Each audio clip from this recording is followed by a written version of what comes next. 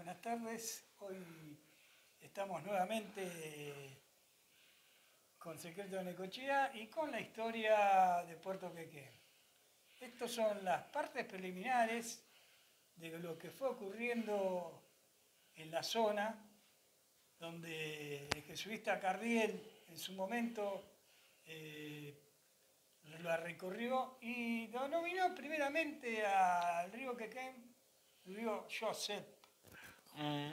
Y después, bueno, volvió a la normalidad, de acuerdo a los mapuches, que era el río Quequén, Quequén Grande, Quequén.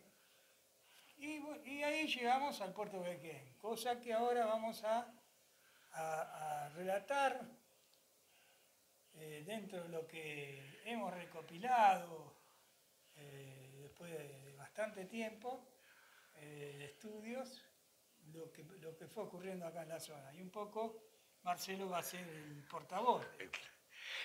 Por supuesto que, como vos dijiste, data de muchos años atrás. La reseña que intentamos hacer y la recopilación que vos decías es un poco más 1800, 1832, cuando fragatas inglesas ya andaban por la zona, siempre hablando por el mar, por las costas bonaerenses en expediciones, por supuesto del Imperio Británico, 1830, 1832, donde empezaron a notar que todo lo que podían observar era no solo extensión, sino con mucha ganadería, hacienda, en aquel entonces desparramadas en la pampa, pero ya demostraban un potencial importante.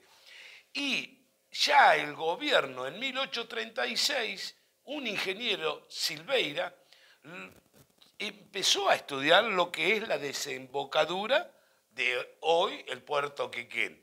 Y se dieron cuenta que evidentemente entre Buenos Aires y Bahía Blanca, que ya era puerto Bahía Blanca, sería ideal un punto intermedio, que en este caso es lo que hoy podemos decir el puerto Quequén. Pero hasta 1851 todavía, seguían las expediciones, pero no fehacientemente se instalaban como un hecho real de toda esta zona.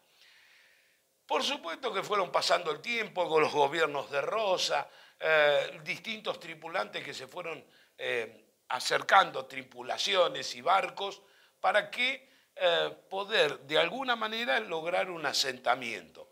Hasta que en 1870 ya Lobería, que ya existía, daban y hacían mención a la navegabilidad o imposible navegabilidad del río Quequén. O sea, ya no solo se pensaba en la desembocadura y en un puerto, sino el potencial del río Quequén en cuanto a su navegadura, que por supuesto tenemos varias cascadas, digamos, nosotros le llamamos cascadas, pero que limitaron de alguna manera esa posibilidad. Porque en un momento estaba bien, porque era eliminar esos obstáculos, pero después lo que ocurrió fue que los caminos superaron a lo que eran trayectos cortos. Exacto. En 1870 aparece Gardela, el famoso puerto Gardela que tenemos hoy, pero allá en 1870 le dieron la posibilidad de que explotara la margen izquierda de lo que es el río Quequén. Y realmente fueron, adelantados, todo dado por el partido de Lobería en aquel entonces. Necochea comienza en 1881 y esto estamos hablando de 1870. Es más, instaló junto con otro emprendedor, Pedro Luro, muy conocido en Mar del Plata. Pedro Luro creo que es uno de los principales de toda esa zona. Instalaron los primeros embarcaderos para comenzar a tener alguna movilización estricta, ya un lugar físico, un lugar donde comenzaran a generar negocio. Es más, ahí empieza la famosa, si yo digo Gil, la famosa Loma de Gil. Uno de los tantos emprendedores que vinieron con almacenes de ramos generales, en aquella época también comenzaron en Las Toscas el juzgado de paz Santa Lucía. O sea, fue todo un proceso que hizo que no solo Mar del Plata creciera, sino que hacia el sur comenzáramos a tener una presencia mayor. En 1878 ya se funda el muelle para que aquellos fundadores, Gardel, Luro, comercializaran los productos de la zona desde estos muelles. O sea, ya la producción existía, los grandes emprendimientos existían.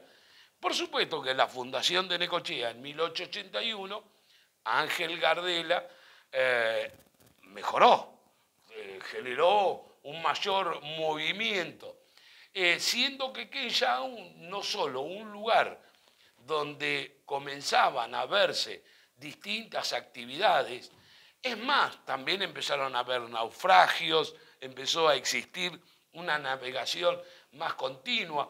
Sería increíble, pero tenemos un montón de datos que recopilaste de la cantidad de, ¿cómo se dirían?, embarcaciones. Sí, el Tritón, Ibrahim, Liberland. Eran los pailebots, que eran unas embarcaciones a vela. Exactamente. Que llevaban la carga. De acá creo que a Buenos Aires era el recorrido. Claro. Cuando los ingleses pasaban se dieron cuenta que llegar hasta Bahía a Buenos Aires era mucha distancia. Éramos un punto intermedio, digo, por habitar en esta zona. Sucesivamente fueron aumentando la producción. Las famosas carne vacuna y los frigoríficos ingleses hizo que toda esta zona también se apuntara a una movilización mayor.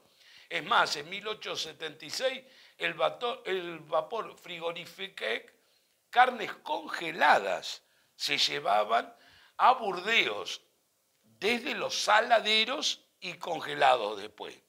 Sí, y ahí también hay un problema con el tasajo, la carne salada. Para conservar la carne, te hacía bien que la hacían tiras y la salaban, como el bacalao famoso, ¿no? Exactamente. Entonces, para darle mayor duración, de eso debe saber bien el compañero Barak. En otro momento lo vamos a molestar.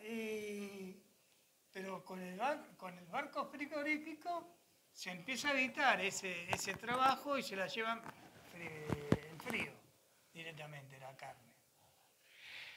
En 1888, o sea, ya el movimiento era más allá del puerto Gardela o de lo que se denominaba en aquel entonces, comenzaron a producirse por inversiones de otros grandes galpones.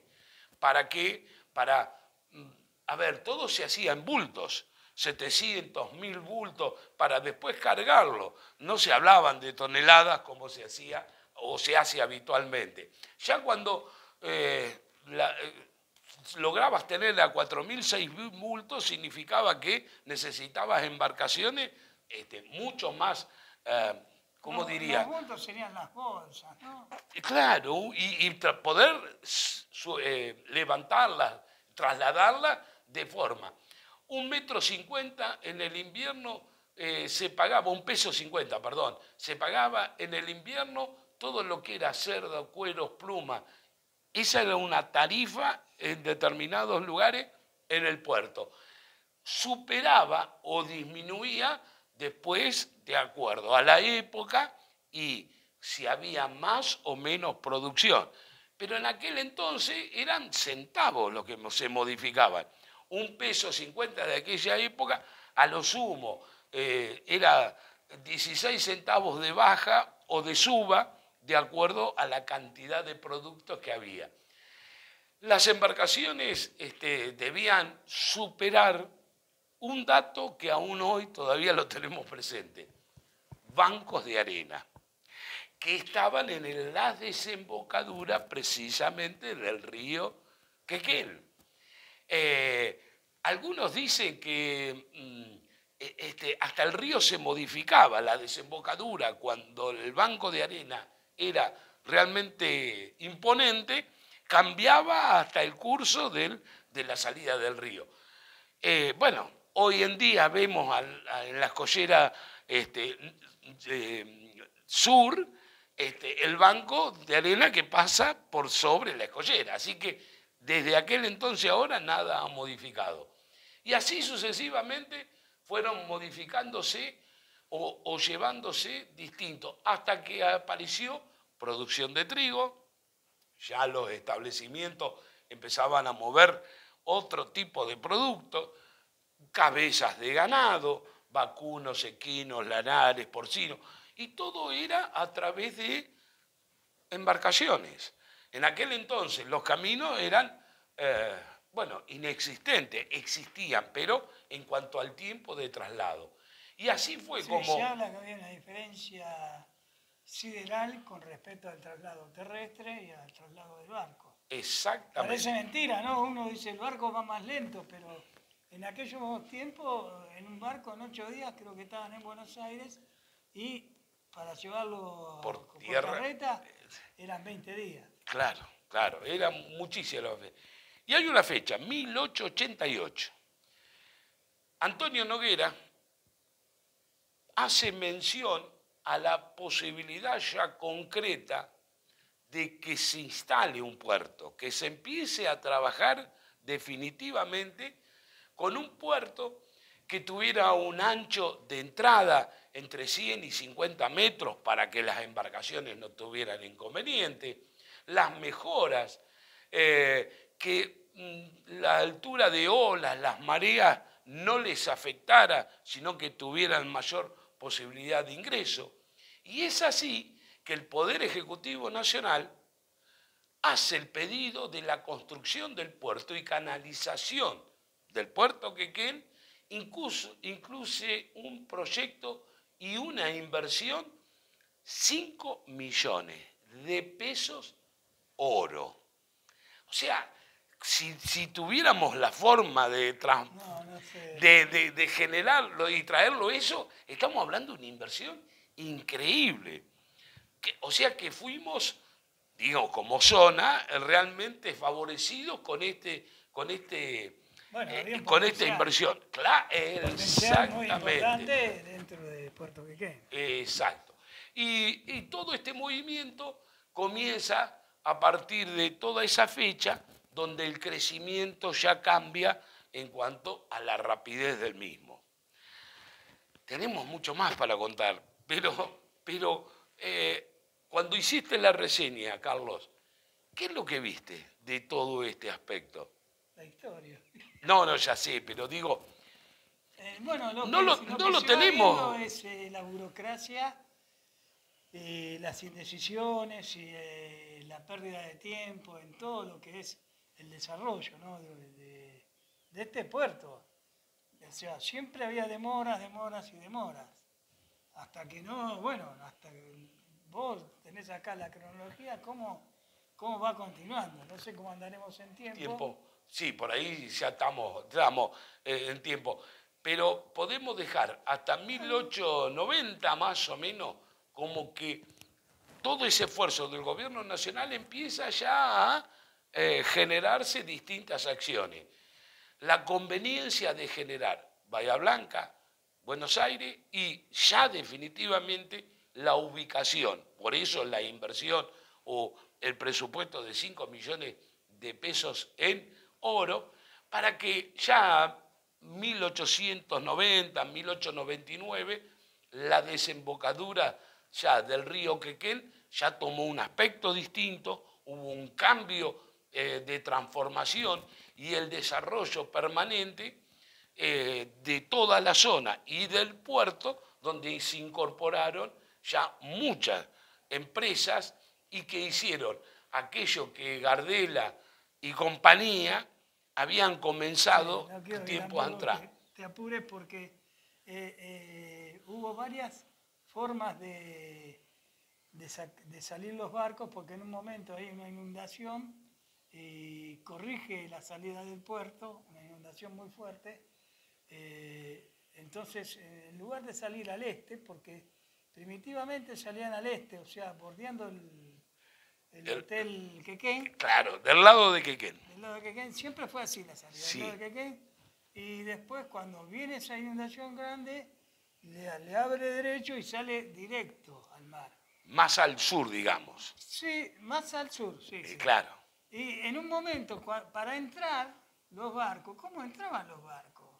Ah, Entraban tirados con caballos. para entrar al puerto. Digamos que eso está dentro de los orígenes de Puerto Quequén, que era muy rudimentario, ¿no?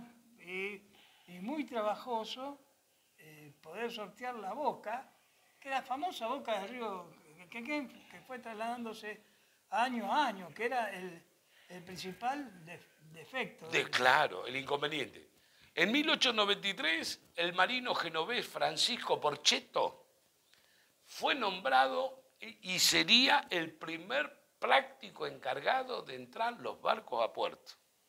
Eso que contabas vos. O sea, tuvieron tuvo que venir alguien que conociera la entrada y salida de los buques por esto que contaba, el cambio permanente que se producía en la geografía en todo este proceso. Y el gobernador Marcelino Ugarte aprobaron los planos de obras para rectificar, eso que decías vos, rectificar la desembocadura del río Quequén. ¿A quién le dieron los trabajos? A los que ya estaban, a Ángel Gardela y compañía. Gardela se ve que fue un hombre que estuvo con su empresa muchos años aquí en el Puerto Quequén, ¿no? Estamos nombrándole de 1880. 1890, 99. ¿Y sabés quién estuvo acá? O sea, en cuanto a los planos, a la rectificación, a cómo llevar adelante este emprendimiento, a cargo del ingeniero Huergo. O sea, gente que no solo conocidas por nombre, sino que realmente estuvieron al frente de obras importantes para el crecimiento en el país, ¿no? No, estuvo en el puerto de Buenos Aires. Bueno, por supuesto. Así que, y tenía una casa acá en Quequén. En Quequén, el ingeniero No sé Huergo. si sigue la familia, todavía hay una creo que es la loma de la calle 26, del puente, de Dardo Rocha, sí, por ahí. El puente. En esa zona es donde estaba Bueno, el Marcelo, ingeniero yo creo Huergo. que lo vamos a cortar acá y vamos a seguir en una segunda parte, porque esto va a ser un poquito extenso y no queremos cansar en una sola sesión Sí.